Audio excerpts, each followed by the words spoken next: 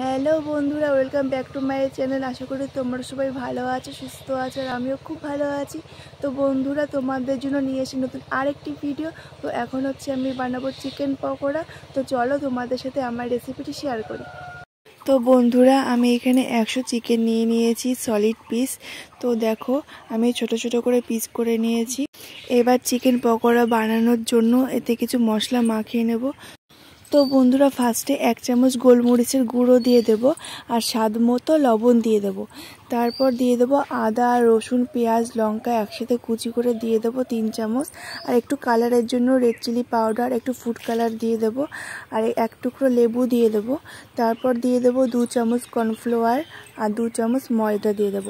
তারপর একটা ডিম ভেঙে দিয়ে দেব। ডিম ভেঙে দিয়ে দেওয়ার পর সব জিনিসগুলো একসাথে মাখিয়ে আমি 10 মিনিট রেস্টে রাখবো। 10 মিনিট রেস্টে রেখে চিকেন পকোড়াগুলো ভেজে নেব।